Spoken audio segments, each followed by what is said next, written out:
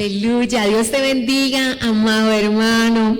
Abrimos nuestras Biblias y nuestros corazones en Mateo capítulo 1.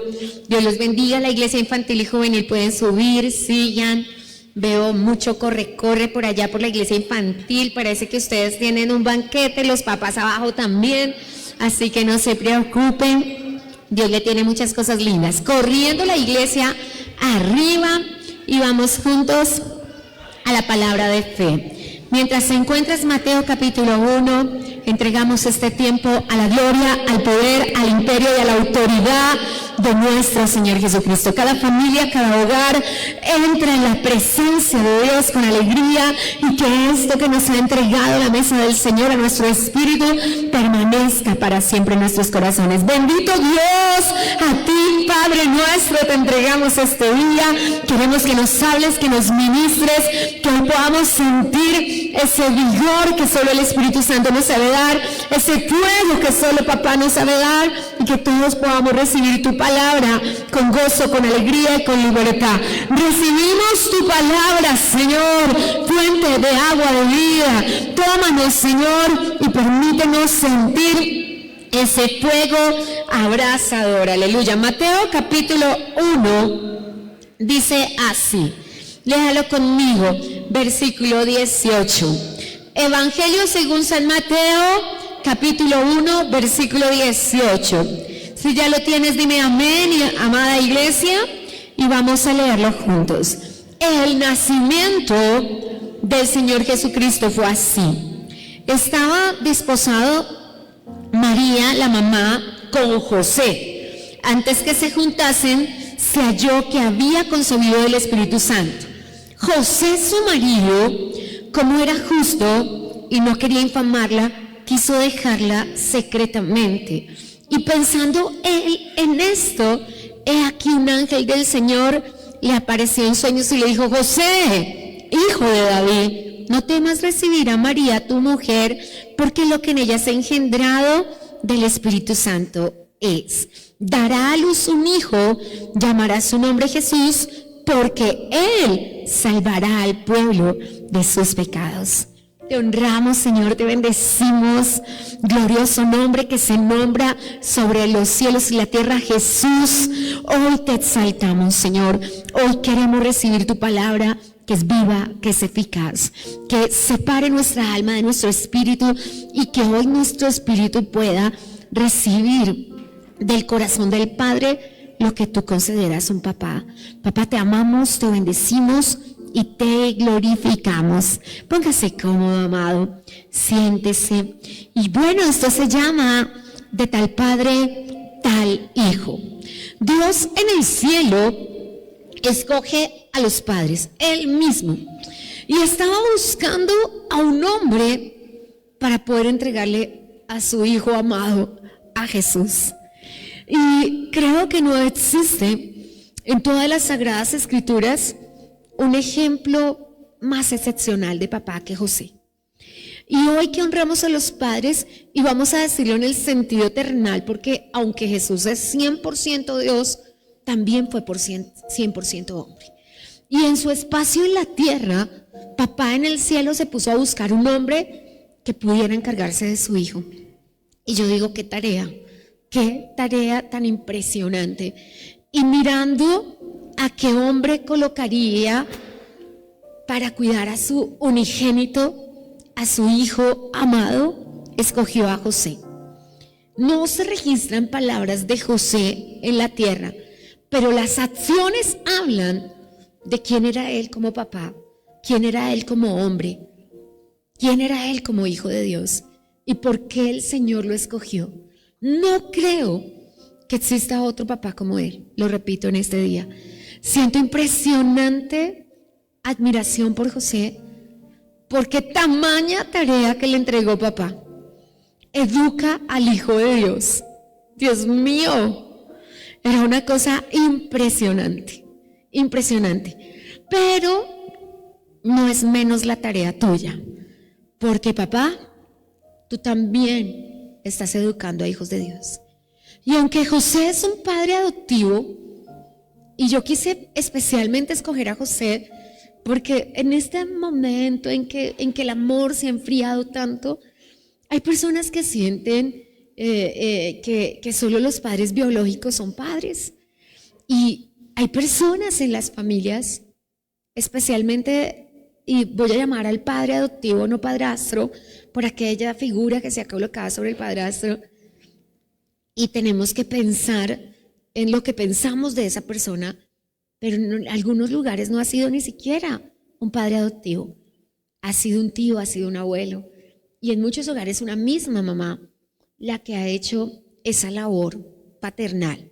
Y cuando entendemos hoy lo que es la labor paternal, cómo el papá se interesa por la vida de otra persona, comenzamos a entender lo que es un papá.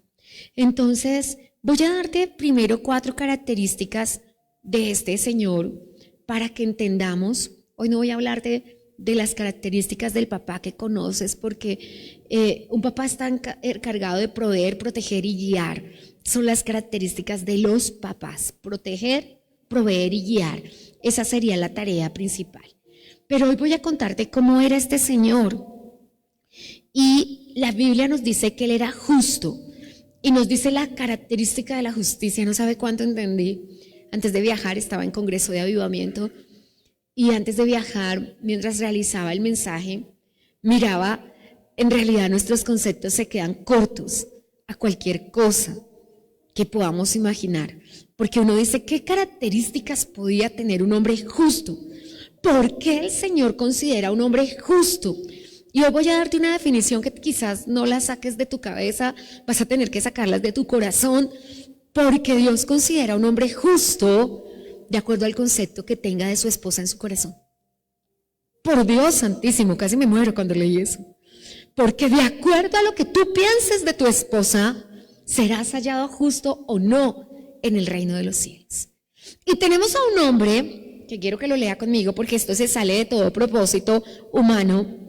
Dice, verso 19, que el marido de una niña, y recuerde, marido, la expresión marido es no casados, pero comprometidos para casarse. El marido, que es lo que nosotros llamamos novio, es el que se va a convertir en esposo. Recuerde que en Israel no existe tal cosa como esa relación no se dio. Hablamos del primer siglo, sino es el novio, es el marido, ante los ojos de la ley ya está casado con ella y se va a convertir en el esposo. Usted y yo estamos en esta relación en este momento con Jesús. José, su marido, como era justo, y acá tenemos la primera característica, él era justo. ¿Qué lo hizo justo? Que no quería infamarla, quiso dejarla secretamente. Déjeme le contextualizo. Todos conocen la historia. Un señor que es grandecito, que acepta el desafío de casarse con una niña llamada Ana, que contrata con sus padres, María. La teología, no la Biblia, nos dice que los papás de María se llamaban Ana y Joaquín, y que hace el contrato él solo, lo cual significa que sus padres habían partido de la tierra y se queda que se va a casar con la niña. Cuando lleva apenas el tiempo, no sabemos cuándo se hizo este contrato, si cuando María tenía 10 años y cuando tenía 12, pero sabemos por la historia bíblica que no tenía 20 cuando se casó. Cuando se llevó a cabo este matrimonio, que para la ciudad donde vivían, que no tenía ni siquiera 500 habitantes, fue un escándalo impresionante. Porque cuando se comprometieron, la niña se comprometió con el carpintero de la ciudad. Quizás no tengamos ese conocimiento del carpintero, pero el carpintero no es una persona que trabaja maderas exclusivamente. De hecho, todo lo contrario, era una exclusividad trabajar maderas, porque la madera era demasiado costosa y la madera la podían tener solamente los ricos. Así que lo que trabajaba era la cantería, el hierro, el barro y las cosas con las que se construían. Las casitas se hacían no como el bareque nuestro, que lleva un poquito de cimientos de madera, sino barro colado de otras maneras, técnicas del primer siglo. Y en eso era que trabajaba José. Así que ciertamente era un constructor de casas como el apóstol Pablo, pues era muy reconocido socialmente, prácticamente una sociedad absolutamente pobre y decadente en el sentido económico, porque espiritualmente también las personas lo consideraban, pero no es que fuera así. los nazarenos y las personas que vivían en Nazaret, donde se encontraban estos novios, eran personas muy pobres, pero rigurosas en el cumplimiento del judaísmo, no como los samaritanos que nos enseñó el pastor el jueves anterior. Entonces está este señor siendo medianamente, porque ¿qué era lo único que quería el papá? Que el hombre trabajara para sostener a la niña, porque eran pocos los trabajos que habían. Y todo el mundo trabajaba, lo vamos a ver más adelante, en qué trabajaba cada persona, porque los trabajos eran de carácter de obligatoriedad. Entonces se comprometen socialmente, los 500 habitantes del municipio saben que esa señora ante los ojos de la ley ya es la mujer, escúcheme la expresión, la mujer de ese señor. Y ella es el marido de ella, como lo denomina la escritura. Ya ante la sociedad son marido y mujer, pero no han dormido juntos. La niña se va 3 meses a vivir donde una prima suya en las montañas de Judea. Nazaret es Galilea, así que ella atraviesa el siguiente departamento. Estamos en Boyacá, tal vez se fue para Cundinamarca, y aunque las distancias en Israel no son muy grandes, ella se queda ya 3 meses. ¿Tú sabes por qué? Cuidando el nacimiento de Juan el Bautista. Cuando pasa esto en la historia, ella regresa. Y obvio, en pueblo pequeñito, chisme grande, todos los 500 habitantes la estaban esperando y María regresa con barriguita de embarazo.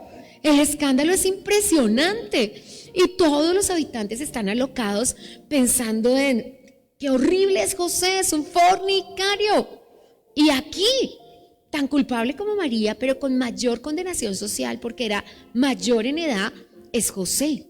Cuando de repente él también se está enterando, porque la gente piensa que él fue el que durmió con ella y que sabe que había esa probabilidad de que quedara embarazada. Pero cuando empiezan a decirle, y no faltará el que sabe quién es José, el que conoce el testimonio de José y dice, José jamás estaría con ella, la mala es ella y viene embarazada, voy a ir a contarle a José. No sabemos qué pasó y cómo José se enteró. Lo que sabemos es que está enloquecido, que su mente está rota porque se le acaba de dañar su matrimonio, porque tiene una dualidad en su corazón. No sabe qué hacer porque está pensando, realmente se acostó con alguien, pero la van a matar, porque el delito de fornicación, y note, él sabía que él no era. Así que simplemente él decía, la van a matar por lapidación. Lapidación era que cada uno de los 500 habitantes de Nazaret tomaba una piedra y se la tiraba a ella. De hecho, se convertía en su sepultura, porque pues 500 piedras son mucho. Entonces quedaba a la persona antes de lapidarla, la enterraban de medio cuerpo para abajo y de aquí para arriba era sepultada viva. Déjeme decirle que es una de las muertes más temerarias que puedan existir. La persona está muriendo y está siendo enterrada. Es una cosa loca. Y él simplemente dijo, no puedo hacer eso. Yo no puedo hacer eso. Yo no puedo infamarla, la expresión más hermosa que existe, y déjeme se la defino, es pensar mal de su cónyuge. Y Dios dice que un hombre justo es una persona que no piense mal de su cónyuge. Qué increíble que este muchacho estaba pensando, la van a matar a ella, pero lleva un bebé en su vientre. Yo estaría dando la orden de que asesinaran 2 vidas. No quiero hacer eso. Y está enloquecido porque no olvidemos que aunque había un contrato, ellos se iban a enamorar. Y muy seguramente él, cuando aceptó el contrato, empezó su camino hacia el amor de ella. Así que estaba diciendo, si me callo y me la quedo, voy a tener que dormir con una señora que ya durmió con alguien. ¿Yo cómo voy a hacer eso? Pues para el siglo I era absolutamente inadmisible en el corazón. Sigue siendo inadmisible para el corazón de Dios, pero pues entendemos que hay personas que por su desconocimiento de Dios llegaron a la vida de otra persona así, ya habiendo pasado esa circunstancia. Sin embargo, lo triste y fuerte de esto es que él estaba con el corazón roto, pudiésemos decir con sus emociones totalmente descompuestas, y es ahí donde se manifiesta la justicia, donde Dios dice, es que él es justo, porque fue capaz de poner su agravio, dejar a un lado sus sentimientos emocionales de hombre que le acababan de romper el corazón. Dígame si hoy manifestaríamos eso. Si un hombre que la esposa lo traicionó va a alcanzar este perdón, va a alcanzar esta compasión, a estar pensando en que no le pase nada a esa mujer, que por favor le vaya bien en la vida. ¿Usted cree que se pensaría eso? Pero esta justicia de la que habla la Biblia se manifestó en el futuro del Hijo y de sus otros 4 varones e innumerables niñas, que la Biblia no nos dice cuántas niñas son, pero son varias. Lo que sí nos dice es que es Jesús y 4 varones más. O sea, 5 varones en casa. Este señor no sabía que iba a tener todavía 4 hijos con ella, sabía que eran muchos porque en el siglo I lo menos que se tenía era una docena de hijos entre niños y niñas, independientemente, y las personas con un poquito más de recursos tenían más. Así que José era el carpintero cantero de la ciudad, pensaba tener una familia por ahí mínimo como la de Jacob de 12, y de repente está con su cabeza rota, pero en su cabeza y corazón roto no cabe el hacer algo malo. Eso se llama justicia, que ni siquiera se nos ocurriría. La archidea de Saúl, ¿cierto? Ay, Samuel no llegó, voy a hacer el sacrificio yo. Ay, Samuel no llegó, voy a consultar a un brujo. Ay, no, voy a que me lean el café. No, cosas que jamás se le ocurrirían a un justo, porque el temor, el más lindo de los regalos de Dios, estaba en su corazón. Entonces él es un justo que con los ojos que ve a su mujer, dígale al que está a su lado, ojos de misericordia, eso le transmitió a su hijo. Dios en el cielo estaba buscando a alguien para que fuera el papá de su hijo principal, de su hijo Jesús, y encontró a un hombre justo, y lo encontró en Nazaret. No debía estar allí. Él había nacido en Belén, en la tierra de Judá, en el departamento vecino. ¿Cómo fue a dar a Nazaret? La Biblia no nos lo cuenta. Josefo tampoco nos dice mucho de eso, ni los historiadores. Vamos a tener que José mismo nos lo cuente. Pero en el verso 19 dice, con todas sus letras, que él quería proteger a María y que estaba dispuesto a llevar el agravio y se iba a ir a escondidas, la Biblia dice secretamente, para que todo el mundo dijera, ese miserable la embarazó y la tiró. Estaba dispuesto a que la gente dijera, él. Y tal vez dijeran, no, eso debió ser que fue a la fuerza, esa niña era decente, eso debió ser que tal cosa y que tal otra. Y lo terrible que era Nazaret con su boca era la razón por la que este hombre dijo, no, de Nazaret no puede salir nada bueno, Natanael. Imagínate el concepto en que la sociedad tenía a Nazaret. Pero él, que es lo que debemos hacer todos hoy, se convirtió en un escudo para un niño no nacido, cuando ni siquiera sabía que ese niño era el Hijo de Dios. Y dijo, no voy a permitir que lo maten, y no voy a permitir que la maten a ella. Yo realmente pienso que la amaba mucho para encontrar el perdón de la fornicación, porque se necesita mucho amor para perdonar la fornicación. Impresionante, José. Entonces, por eso el Señor lo consideró un hombre justo, un hombre que en las crisis no se confunde, un hombre que la crisis y el mal comportamiento de las otras personas no le hace a él comportarse mal. Increíble persona. Por eso papá lo escogió y le entregó a su hijo. Y hoy, papás, vamos a caminar por esa personalidad. Vamos a caminar por esa forma de ser y encontrar esos atributos de los papás a los que Dios les confía un hijo. Me parece absolutamente increíble que una sociedad tan conmovida por la fornicación, tan conmovida porque en tan pocas personas no había nadie en ese municipio, diremos. La teología lo llamará como un corregimiento, eso que va saliendo a las orillas de las ciudades que va formando otro municipio. Esos corregimientos de repente se convirtió en un revolú, porque estaba todo el mundo pensando, mire, la llegó con su domingo 7, ¿qué pasaría por allá? Y otros dirían, pero sí será de José. Y otros dirían, pero terrible ese José, ¿quién iba a decirlo? Vino desde Belén. Y uno pensando que de Belén Belén era lo más famoso en Israel. Después de Jerusalén, y aunque Tel Aviv es la capital política actualmente, el corazón de los israelitas es Belén, en razón del nacimiento de David en Belén. Porque tú sabes que el héroe por excelencia, y amaban a Abraham y amaban a Moisés, pero nadie espera que Abraham y Moisés regrese. Todo el mundo quiere a David. Por la razón la que no se aceptó a Jesús era porque sus características histriónicas políticas no se parecían a David, porque todos esperaban un David. Así que si decías nací en Belén, todo el mundo daba por sentado que tú eras histriónico. Y como José no lo fue, todo el mundo estaba, pero ¿qué pasó? Él no es de la casa de David.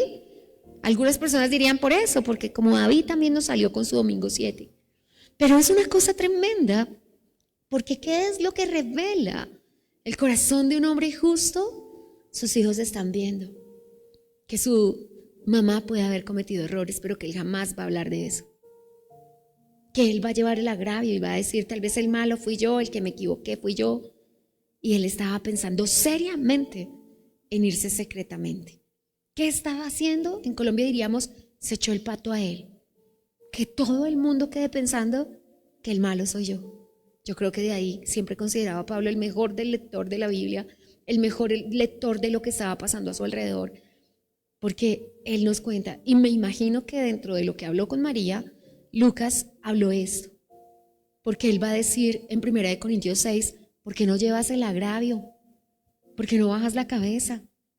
¿Por qué no aceptas el error como tuyo? Y eso es lo que forman los hombres que empiezan a sentir esa revelación de justicia. No, yo acá no estoy salvando solamente a esa mujer, estoy salvando al hijo que está en su vientre. Y cuando le hablamos mal a un hijo de la mamá, o al revés, le hablamos mal del papá a un hijo, estamos dañando su vida para siempre. Y este señor dijo, yo aprovecho y salvo a la mamá y salvo al hijo que está en su vientre. Me maravilla Jesús, porque siempre va a estar probando tu corazón. No sé cuántos días pasaron entre que María llegó a Nazaret, entre que José se enteró, y cuántos días lo dejó padecer Dios con todos esos pensamientos en su mente, porque José estaba siendo probado, porque es el papá adoptivo de Jesús. Y Dios tenía que saber cómo pensaba él. Y Dios tenía que saber si él era un hombre justo. Y Dios tenía que saber si él iba a orar bien, porque era su hijo el que le iba a entregar en administración por casi 30 años. La personalidad, el carácter y su humanidad y su identidad iban a ser formados por José. Y el Señor dijo que no me resulte, que no pueda Jesús cumplir su propósito por la impartición que le hace su papá. El Señor necesitaba a alguien que pudiera impartirle en lo humano lo que le ayudaría a cumplir propósito, porque Él nació para salvarnos. Y si resulta que tiene un papá que no le voltea el pensamiento, porque aún Satanás lo intentó hasta último momento cambiarle el pensamiento.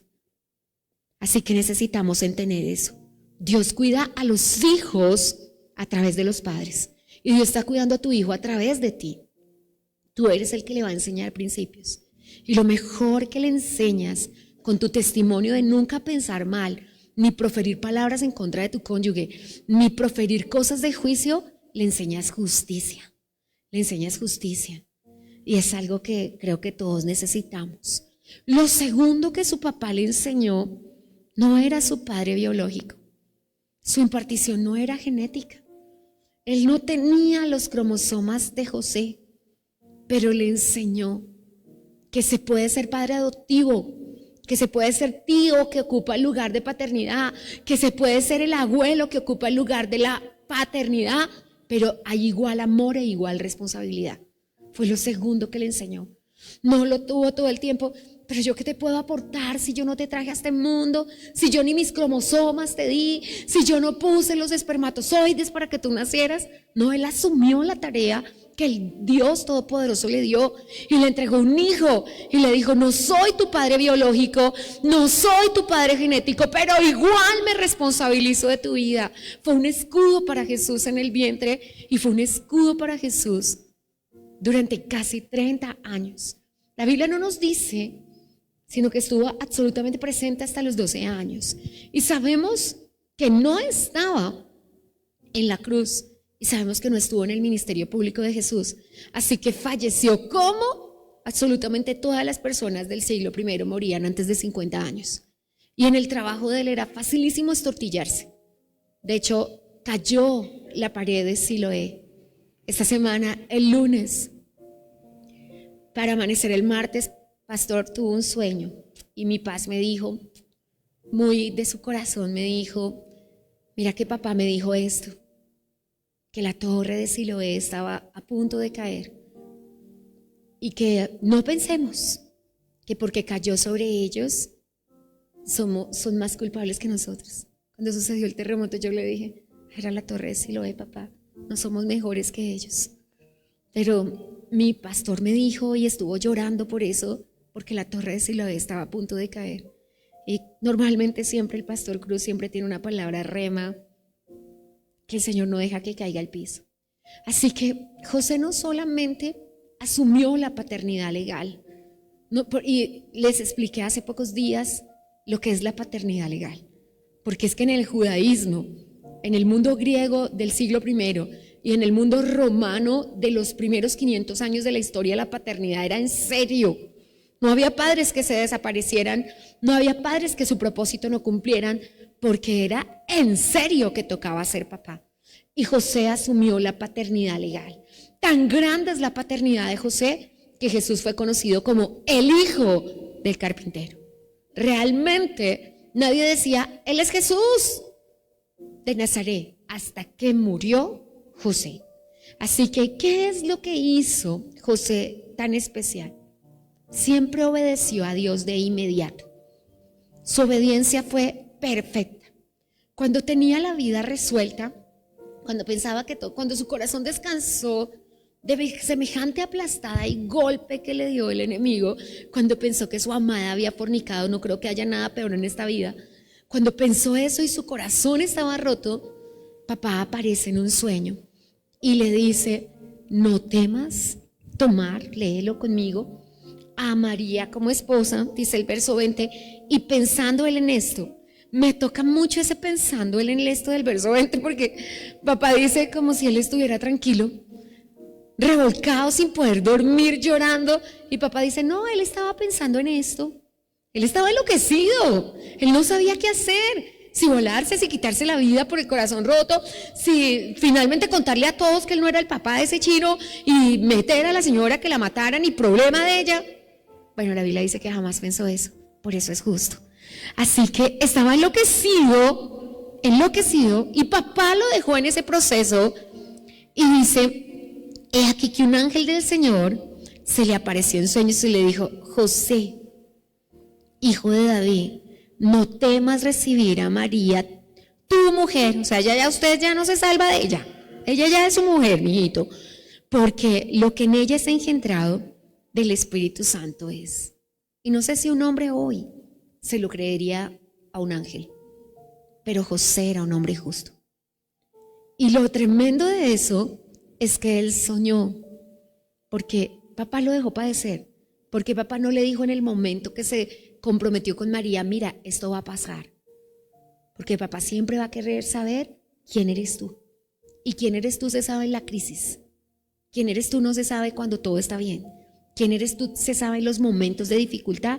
Y entonces el Señor dejó que él sufriera esas noches, espero no esas semanas y mucho menos esos meses, pero él sufrió y lo hizo muy bien. Y cuando ya se quería acomodar, tuvo que ir a la sinagoga, reconocerse como padre. Me imagino que el único que sabía que él no era el papá de ese niño era su pastor, el rabino de la época, pero nadie más. ¿Cuánto lo amarían Joaquín y Ana? Que no permitiera que su hija y su nieto hubiesen sido muertos. ¿Cuánto lo amarían? Pero lo tremendo de esto es que ya está acomodado, ya está feliz, ya bueno, esta es la vida que me tocó, voy a ser el padre adoptivo de este niño, voy a hacer lo mejor por él. Y cuando todo se está dando, papá le cambia, como siempre hace con nosotros, las preguntas y le dice, ¿cuánto tiempo tiene Jesús? No sabemos. Pero en el verso 13 del capítulo 2, papá le dice que se tiene que ir a vivir a Egipto. Si ya era difícil vivir en Nazaret, un hombre de Belén con las características de la ciudad más importante de Israel de todos los tiempos, todavía Jerusalén no era lo que debe ser, excepto por el templo. Y ahora se tiene que ir a vivir a Egipto. Yo creo que él se sentía el Cana, yo creo que él se sentía la persona que, ¿cómo así, Señor? Ahora me pides el verso 13 que dice que le dijo el Señor con este carácter de obligatoriedad. Después, en el capítulo 2, sí, déjeme decirle, te tienes que llevar al niño. Verso 13, parte B. Levántate, toma al niño y a su mamá y huye a Egipto y permanece allá hasta que yo te diga. Tan fácil, ¿cierto? Tan sencillo. Ya cuando su vida estaba acomodada, tome todo y se va. Dios mío, uno dice, papá es experto en cambiarle la vida a las personas. Pero eso lo hizo. Y es lo tercero que te digo. Entonces, no era solamente un padre justo, era un padre presente. Era un padre presente. Se involucró por completo en la vida de su hijo. Y su vida, bueno, para todo padre, porque la paternidad del siglo I hace eso, todo giraba en torno a su hijo. Note que su vida no le pertenecía a él, le pertenecía a su hijo. El Señor le dijo, te vas a vivir a Egipto. No le dijo ni a qué ciudad de Egipto, ni a dónde, ni cómo, ni a qué horas. Y vuelves cuando yo te avise. Cuando yo te avise podía ser 1 año, podían ser 10, podían ser 50. Porque él no sabía el total propósito de Dios. Sabía que él era el Salvador, pero no sabía ni de la cruz. María sí sabía de la cruz. Se lo dijo Simeón, una espada atravesará tu alma, pero él no. Y empezó a hacer lo que tenía que hacer con su hijo. La transmisión de la identidad, porque Jesús, con su Padre en los cielos, también tenía. Recuerde, la transmisión de la identidad fue lo primero que hizo. Y en su identidad, la identidad la forma la personalidad, el carácter y nuestras labores, ¿no? Para quien no lo sabe.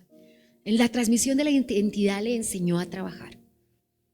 Esa personalidad dócil, esa personalidad de los artesanos, porque se necesita muchísima, y carácter de dominio, lo recibió siendo carpintero. Y desde chiquito, aparte de aprender la Torá, porque la primera transmisión que recibió de José fue la identidad, y uno diría, porque él era un padre obediente.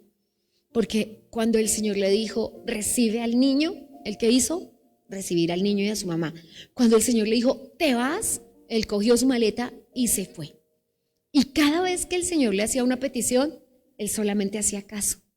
Por supuesto que su hijo Jesucristo vio cómo este Señor solamente al papá de los cielos le hacía caso. Muy seguramente, la transmisión de un papá presente, porque resulta que para construir, no era que en Nazaret se construyera mucho, y en Egipto también trabajaban en lo mismo. En Egipto se había muchísima madera, allá debió adquirir un arte más con las maderas. Recuerde que las maderas eran de los alrededores. Realmente porque tuvieron que traer la madera de Tiro para construir el templo de Jerusalén, es porque en Israel madera no había. Así que en Egipto debieron aprender un poco más. Y ahí estaba ese papá presente, porque en los años que se trabajó en Israel, papá tenía que enviar a José al pueblo siguiente. Entonces, cuando iban a trabajar a Belén, 2 ciudades más, 2 departamentos más, porque tocaba atravesar Idumea, que era la otra parte, por eso la gran vuelta, y se preguntaban, ¿vamos por Samaria o no vamos por Samaria? Porque el camino era demasiado largo. Era él, José, con su hijo, hablando todo el camino, cumpliendo Deuteronomio 7:6 de estas palabras las repetirás a tus hijos cuando vas por el camino, cuando vienes por el camino. Así que José era un papá absolutamente presente que cada noche, como ordenaba la Torá, tenía que enseñarle a su hijo. Jesús tenía un culto propio y el que le enseñaba todas las noches en la casa las historias bíblicas era su propio papá. Pero la Biblia dice que su papá lo llevaba a la sinagoga cada sábado. Por eso cuando Jesús comenzó su ministerio, lo primero que hizo fue ir a la sinagoga de Nazaret, porque es que él ya estaba acostumbrado a hacerlo. Pero su papá también lo llevaba a las 3 fiestas anuales a Jerusalén. De hecho, la Biblia nos cuenta que cuando tenía 12 años, él se perdió en una de esas fiestas porque se fue para el templo a enseñarle a los sacerdotes cosas que ellos no sabían. Entonces, José no solamente era un hombre justo, José no solamente le transmitió su identidad, la identidad de labores. Era muy difícil la economía y los dos trabajando juntos no completaban el salario de un día, que era un denario, que alcanzaba exactamente para la comida diaria. No tenían nada más que la comida diaria. Y los unieron las dificultades, los unieron las grandes caminatas de una ciudad a otra, todo el tiempo hablando, todo el tiempo. Yo no sé de dónde los papitos modernos se olvidaron de hablar con sus hijos, porque la mayor transmisión de identidad es hablando. Y como decimos en Colombia, hablando se entiende la gente. Y este papá tenía que hablar horas y días enteros con su hijo mientras llegaban a la siguiente ciudad a trabajar. Y cuando llegaban a la siguiente ciudad a trabajar y estaban trabajando en una obra, también tenían que hacer todo juntos, porque estaba ahí Jesús y José le decía: pásame las poquitas herramientas que existían. Eran muy pobres, muy rudimentarias, pero tenían que trabajar juntos, caminar juntos y hacer todo juntos. Y Dios formó en Jesús todas las historias bíblicas que después Él nos enseñó. Cuando Él nos dijo: cimienten su casa sobre la roca, Él sabía lo que era construir una casa. Él había hecho bases con su papá de numerosos huequitos, y mientras sacaba tierra hablaba con su papá y aprendió en su corazón, que después nos lo enseñó en una parábola: uy, si no se edifica sobre la roca, la casa se cae. Así que todo lo que aprendió con su papá lo sabía de corazón. Después nos dijo: es mejor que saques la paja de tu ojo que la viga. Debió pasarle muchas veces que una pajita de esa madera se metiera en su ojo, y él pensaba en las vigas de madera también, porque es que esa era su mentalidad. Su papá le había transmitido esa mentalidad. ¿Qué transmitió José a Jesús? Para que podamos decir cómo apartó el Señor a su propio hijo y se lo entregó a una persona para que lo criara, para que le transmitiera identidad, para que le transmitiera su fe. Porque la razón por la que Jesús era un judío a carta cabal es porque su papá se lo enseñó a través de las historias bíblicas. Y lo más que le molestó, quizás la transmisión más importante que un papá le pueda dar a un hijo, la transmisión de su fe, porque eran absolutamente pobres y la comida alcanzaba, el trabajo alcanzaba estrictamente para la comida, pero no fue una excusa para no ir a Jerusalén a presentarse en la fiesta de la Pascua. Y Jesús iba 3 veces a Jerusalén al año, y con toda su pobreza, sin poder ahorrar para un vestido, sin poder ahorrar para otras sandalias, sin poder ahorrar para herramientas, ahorraban estrictamente para presentarse en las 3 fiestas en Jerusalén. Porque primero su papá le enseñó a cumplirle a papá. Tremendo, ¿no? Por eso José me parece a mi corazón un padre maravilloso. Su trabajo, sus trasnochadas, sus caminatas en medio de robos y atracos y todo lo que pasaba en el siglo I. Pero falleció antes del ministerio público de Jesús.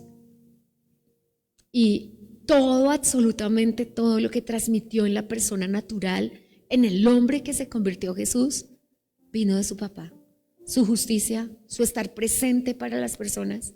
El escucha de Jesús, tú lo puedes ver cuando está hablando con la samaritana.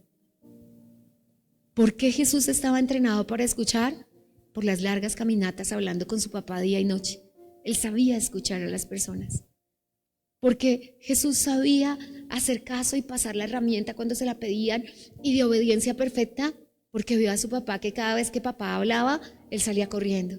Todavía era muy chiquito Jesús, con menos de 6 años, pero ya había sido destetado. Cuando papá le dijo: te regresas, ya se murió Herodes, vuélvete para Egipto. Y él cogió su maleta. ¿Qué tal si ya estaba acostumbrado?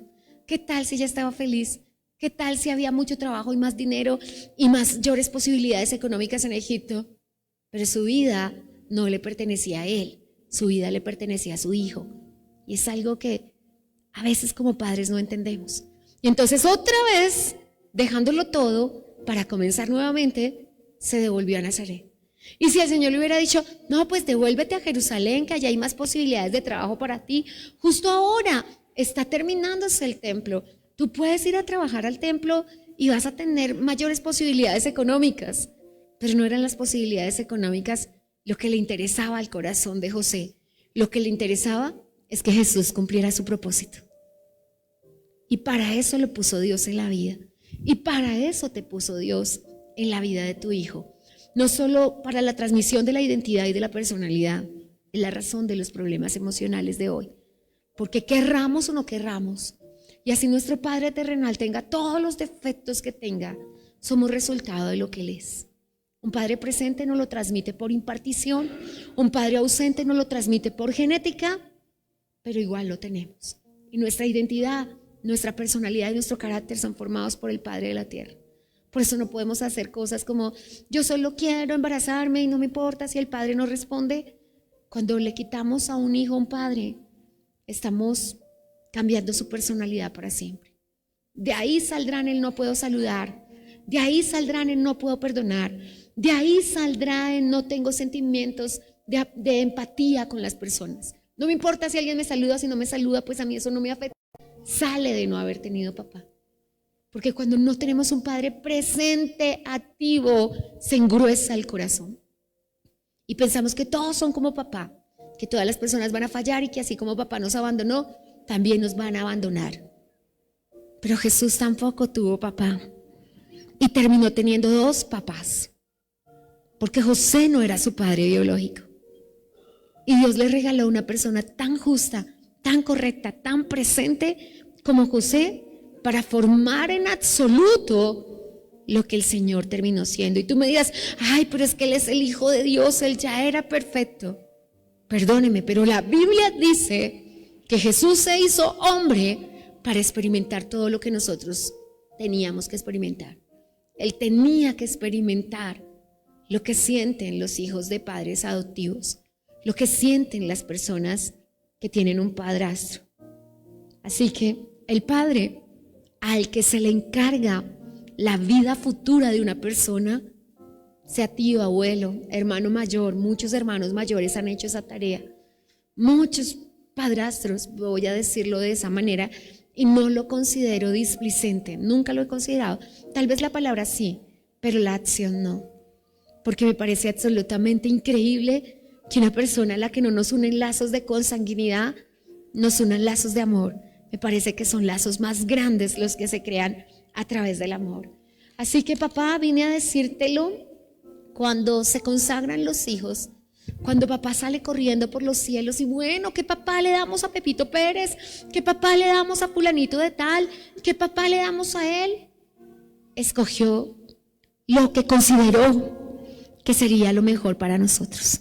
Y sé que es un día difícil porque hay gente que dice, ¿de verdad, ese señor que solo tomaba, que consumía droga, que pasó esto? En razón de esto, y a pesar de que veniera de congreso de avivamiento y la mente viene llena del Espíritu, papá me dio una revelación de 6 o 7 personas de relación rota con su padre terrenal en esta madrugada, y me mostraba cada relación rompiéndose y cada relación separándose de eso, porque el enemigo quiere utilizar nuestros dolores y tristezas para desviarlos de nuestro propósito. Y si tú eres ese papá justo que jamás ha tenido un mal pensamiento de tu cónyuge por respeto y amor a tus hijos, ¡qué bendición! Si tú eres ese papá justo, capaz de perdonar lo imperdonable como la fornicación y el adulterio, ¡qué bendición! Si tú eres ese papá presente que le enseñó a tus hijos, porque en el siglo I la transmisión de identidad era una transmisión laboral, como para trabajar tenían que hacer todo juntos, porque Nazareno producía muchos trabajos y todo se hacía afuera. El ir y venir creaba identidad. Así que era obligación para un niño nacido en la casa del carpintero ser carpintero. Era obligación para un niño nacido en la casa de los sacerdotes ser sacerdote. Entonces, esa obligatoriedad social, y se vivía lo más difícil que se ha vivido, la cultura de la vergüenza o el honor, que era lo más difícil. Creo que lo que más difícil nos ofrece la sociedad del primer siglo es la cultura de la vergüenza o el honor. Como los pueblos eran tan chiquitos, lo que se dijera de ti se iba a decir por 50 o 100 años. Es la razón por la que, y yo siempre le digo a papá, no sé por qué sometió a María a eso. Y a veces nos somete a nosotros a eso para saber qué hay en nuestro corazón, si tenemos capacidad de amar y de perdonar, si los padres vamos a sobrevivir a eso.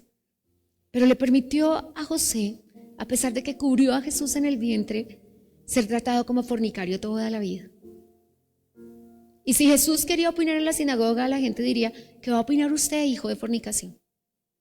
Y si Jesús quería decir, es que todos nos reunimos en el pueblo para agrandar el pozo, la gente decía, Jesús no puede opinar porque él es hijo de pecado. Y el pecado no era tenido como cualquier cosa en este siglo. Jesús llegó a la sinagoga cuando tenía 30 años en su ministerio público. Su papá ya no estaba vivo para acercarlo.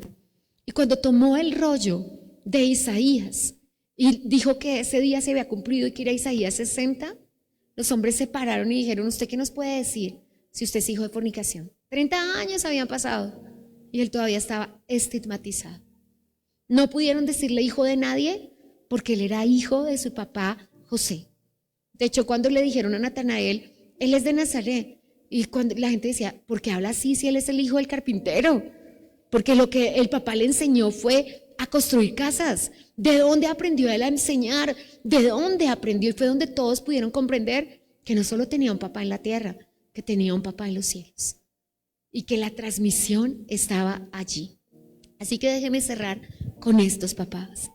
Así como el Señor caminó todos los cielos, dice bellamente Deuteronomio 33, cabalgó sobre los cielos para buscar un papá para ponerle a esos hijos, así Dios hizo contigo, papá. Y si eres el papá biológico, qué bendición. Y si eres el papá adoptivo, qué bendición. Cuidado, padres adoptivos, con hacer acepción de personas. Cuidado si tú tienes que educar 3 niños, 4 niños y finalmente nacen tus niños en que hay huevo para el uno y para el otro no, en que solo puedes tener el amor por tus hijos biológicos. Recuerdo un día en la calle con un señor con un heladito debajo de su chaqueta. Mi esposo lo recordó en Bogotá y no estábamos meditando en ello para nada, tal vez por un helado. Ni comemos helado, al pie de Avivamiento no venden helados. Y se estaba untando su chaqueta, pero lo escondió por nosotros. Y lo estaba comiendo a escondiditas porque no le iba a dar a su niño adoptivo. Y para nosotros fue muy difícil comprender que no todos son José, que no todos tienen ese trato de amor y de bendición. Y a veces termina, y te lo anuncio y te lo digo, siendo ese hijo adoptivo un mejor bastón de tu vejez y una mejor seguridad de tu vida que tu propio hijo que malcriaste por permitirle hacer todo lo que quisiera frente a los otros hijos. Entonces, hoy quiero decirte, hay una gran batalla, porque cuando Jesús creció y pasaron 13 años y no se casó, y llegó a los 20 años y no se casó, la sociedad de Nazaret empezó a preguntar, este niño tiene que tener algo malo. ¿Por qué los papás no han hecho un contrato para que se case? Porque era una sociedad del honor o la deshonra. Era una deshonra para un varón no estar casado después de los 20 años. Pero pasaron los 21, pasaron los 22, y entiendo que fue poco antes del ministerio público de Jesús que José murió, porque cuando alguien llegaba hasta el taller y le decía, José, ¿y ese man cuándo se va a casar? O sea, ese niño, ¿qué le pasa que no se casa? Y en la sociedad era inadmisible eso. José decía, Dios tiene un propósito más alto para él. Dios tiene un propósito más alto para él. Pero sin José vivo, la sociedad se lo hubiera tragado vivo.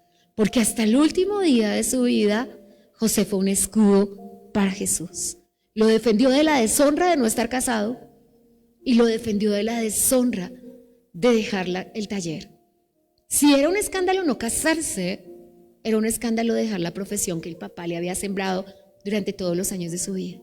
Y cuando Jesús dijo, me voy a servir a Dios, la sociedad no podía aceptar eso porque los que servían a Dios se iban desde niños como Samuel a servir al templo. Uno de los hermanos de Jesús que usted conoce, que se llama Jacob, él lo hizo así. Él vivía en el templo y regresó. Por eso él no se pudo convertir en vida de Jesús, sino se convirtió en su resurrección. Y la Biblia dice que Jesús, al resucitar, después de aparecerse a Pedro, a la primera persona que se apareció fue a su hermano Jacob. Y no por los lazos de consanguinidad, sino porque él iba a ser la cabeza de la iglesia. En Hechos de los Apóstoles 15, en el concilio, él es la máxima autoridad del concilio. Porque así como Pedro fue ungido por el Espíritu Santo, Santiago fue ungido por la academia. Y todo lo que sabía de la palabra, también la nueva iglesia lo necesitaba. Así que simplemente, papás, tenemos que pensar en la gran batalla que hay en tu corazón por la prosperidad, por proveer, porque el sello que nos dio la teología de que solo tenías que proveer, criar y proteger se grabó en las tablas del corazón, pero no era lo que era la paternidad en el siglo I. Y necesitamos volver a la verdadera paternidad, que hablas con tus hijos, que les enseñas un arte a tus hijos, que tu vida gira en torno a ellos y no en torno a ti y a tus sueños. Y que tú no estás pensando solamente en dejarles una casa, sino dejarles un legado. José no tenía ni 100 pesos para dejarle a Jesús. Nada, ni casa, ni tierras, ni siquiera el taller, porque sus herramientas eran precarias y pocas, porque solo se podía ahorrar para ir al templo, pero le dejó el más grande de los regalos, el amor y la obediencia al Dios y Padre que está en los cielos. Así que, amados, quise compartirte esto porque mucho deseo que seas un papá como José, y mucho deseo que la persona que está en tu vida como papá, sea el abuelo, sea el tío, sea el hermano mayor, porque esa figura de hombre, diga lo que diga el feminismo, diga lo que diga el machismo, se necesita. Todo varón necesita una identidad en varones. Y la razón por la que no estamos de acuerdo con el matrimonio entre iguales, ni entre la adopción entre iguales. Porque no es cierto, no es cierto. La razón por la que las niñas cogen tu maquillaje y se lo echan todo, y los niños cogen tu desodorante y se lo echan todos, es porque están mirando cada uno a la parte que le corresponde. No es cierto que las niñas son niñas porque las enseñamos a jugar con muñecas y los niños son niños porque los enseñamos a jugar con balones. Eso venía incluido en el chip. Eso hace parte del todo incluido del ser humano. Pero lo va a completar, perfeccionar y llevar a propósito el papá. Así que, amados, déjenme decirles esto. No es tarde aún. Si tus hijos no están casados y están en casa, no es tarde aún. Si no están casados y están fuera de casa, no es tarde aún para la impartición. Si están casados y salieron de casa, la impartición se hace sobre las rodillas. Y que Dios te dé el tiempo y la vida para desde las rodillas impartir lo que no impartiste en casa. Pero se necesita que haya una impartición. Y se necesita, todos los niños y jóvenes solteros, usted va a ser papá. No cometa los mismos errores que cometió su papá. Haga una vida diferente de sus hijos. Estudie a José, estudie la Biblia, estudie a Job. ¿Quién como Job? Que todos los días hacía un sacrificio en la mañana y un sacrificio en la tarde. Y quisiera decirle que hubo buen fin, pero no hubo buen fin. Puede que usted haga la tarea bien, porque finalmente los 10 hijos primeros de Job se perdieron, pero en los segundos las cosas cambiaron y sus niñas fueron las mejores de toda la tierra y sus niños también. Hemos escuchado Un Tiempo con la Palabra con los pastores Luis y Viviana Cruz. Dios los bendiga.